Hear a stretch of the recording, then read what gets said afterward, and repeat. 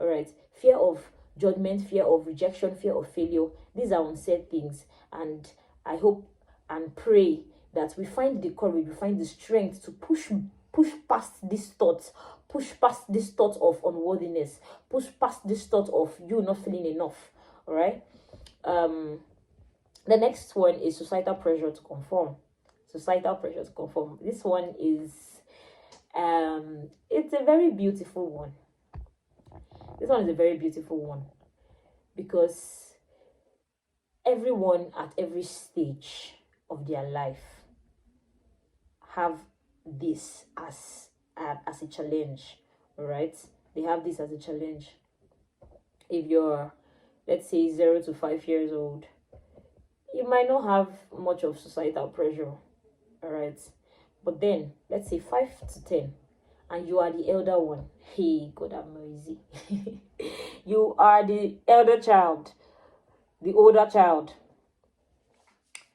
And then you have to act in a way that shows example to your younger ones. That's pressure. That's one. Except it just comes to you naturally. You're just those very gentle ones, gentle children that don't say so much. So the parents don't really put much pressure on you because yes, you're not being an onirano. You're not being irresponsible. You're just a gentle child. I feel like most of these children just want to, play. They just want to be like every other child. But there's the need, older children or people that senior somebody. There's the need to just act responsibly. There's the need to be able to cater for the younger ones, like you're their parents. But no, you just have that need to do that. You just feel that responsibility.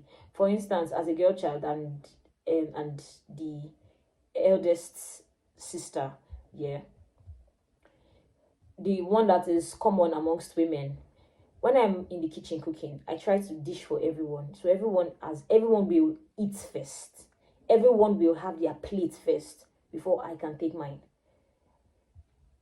That doesn't mean I've not tasted the food. Alright. That doesn't mean I may not have tasted a part of, if it's a plantain, I've not have tasted one or two of the plantain. Or if it's fried yam, or if it's akara, something like that. I may have tasted some.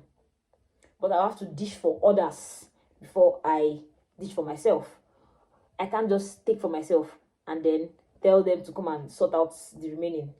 It's just not like it's not done. It's not in my head. It's not done anyway. I don't know about others, but I know some people that also feel the same way because I have friends also that say the same thing. They can't just dish for themselves and allow others to sort out what's left with themselves.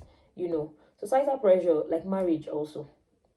When you get to a certain age, you find out that if you are a Christian, the church people start asking you, when are we coming to celebrate with you? When are we eating your rice? Where is our husband? How is he doing? Whether they are asking you directly or indirectly, you know what they're talking about. Right? They're telling you, oh, time. When are we coming to tie the knots and all of that. Okay, societal pressure on the women and maybe some of the men to get married. These are unsaid things, and then it affects the people involved, the people that they are putting this pressure on. People that are putting this pressure on to look for a way to be successful in these things, whether it's marriage or you just trying to be the big sister or the big brother. You understand? You don't want to fail, so you're finding every means to be to put yourself together. All right, you're finding every means to put yourself together. You're finding every means to get married and make sure that the society doesn't insult you for not getting married, and so many other societal pressure that we conform to, even without saying anything, even without it being said by you or by anybody around, even if it's even if it's an indirect talk or a body language that someone has used to say something that's that you should go into, something that you should do. All right. And it could also not be something that you should do.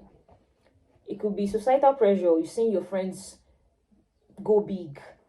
I bought a car for my mother and all of that, and you don't know how the money is coming, but you're just feeling so much pressure to, do the same thing. You're feeling so much pressure to be better for yourself. You're feeling so much pressure to. I'm not saying that being better for yourself is a bad thing. It's not a bad thing, but the pressure is the unsaid thing. The person has not said, "Look at you, I got for my mother. What have you gotten for your own mother?" The person has not said anything like that. The person is just thanking God, for instance, for what has happened, or celebrating because of what has happened in his life or in her life. But you are feeling the pressure. The person has not said anything. You yourself, you're not saying anything, but in your heart you're feeling this heaviness. You're feeling like, what am I even doing here? What have I achieved?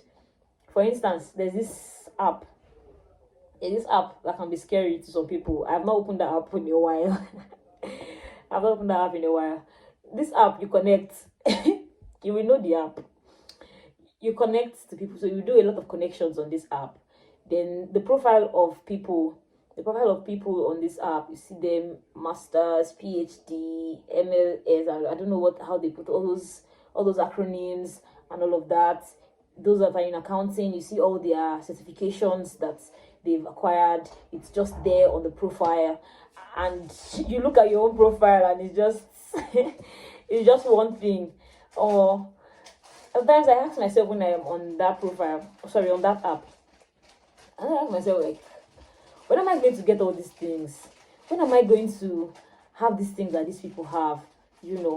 And there are people that I really genuinely want to follow because of their profile. Like, your profile is beautiful. How did you get here? And I just want to follow you.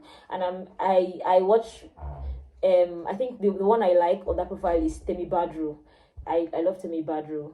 And there's this talk show that she was doing. It's not a show. She was doing a presentation on something, and I listened. I did not know what the presentation was about.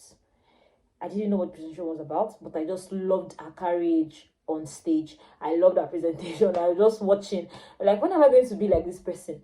And the funny thing is that she was not even so dressed. She was wearing sandals, I guess. She was wearing sandals and she was on a big stage. The sandals had heels though, but it didn't look like a very, very corporate sandals to wear. But she wore it, and I was like, these people, at least they are still normal. I think they are still normal, despite the fact that their profile is looking like these guys are gods. They are gods in the corporate world. These things are unsaid things. I mean, I'm trying to look at it from a good light, but I know that I have looked at it almost, like, 90% from the bad light. I've been looking at it like, when am I going to get here? What kind of thing is this? What am I doing with my life? And all of that. These are unsaid things. Societal pressure that we face, that control our thoughts, that control our feelings. All right, it can make you get angry at yourself. It can make you feel so down. It can even make you depressed. There's some unsaid things, yes, that will make you so depressed. Yeah. Another thing, I'm just going to list this: internalized belief and self-talk. And the last one, there are so many other unsaid things, but I'm stopping here. The last one is personal habits and routines. Personal habits and routines. There are personal habits that I think we try to hide from people. We don't talk about it a lot. We don't talk about it at all, because these habits are not something that you want to talk about, but then it happens. We just go through them. For instance, addictions.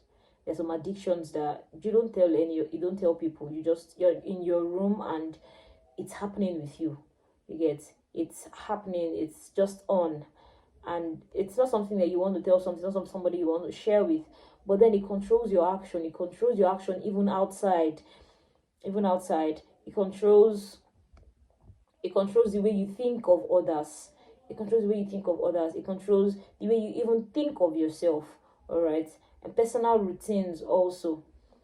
These unsaid things, they shape our attitude, they shape our character. All right. I think generally with unsaid things, if we can find the time to be aware of these unsaid things, especially the negative ones, and even the good ones, but especially the negative ones, if we find a way to be aware of these things, we would live more intentionally. We would live more intentionally. Like, we would have intentional conversations, we'll have intentional relationships. We know that we are working towards these things, we're working towards being better, we're working towards growth. All right.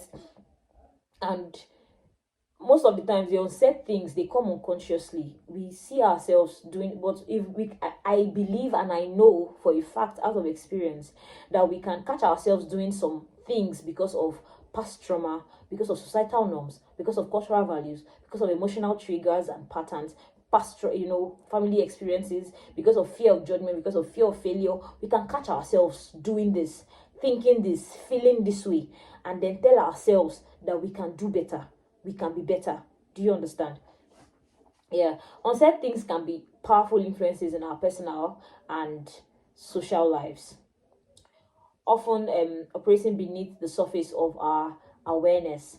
Recognizing and addressing these unsaid things can help us better understand ourselves. All right. It can help us better understand ourselves and also understand others. It will help us improve our communication, like I said before. It will help us also foster more inclusive and equitable relationship and even societies. All right. I hope this topic has been dealt with. If you think I forgot any other type, you can put it in the comment section. I love you all, and I hope we are more aware of these unsaid things that happens in our lives, and we treat our relationships and people around us with more intentionality. Bye, guys.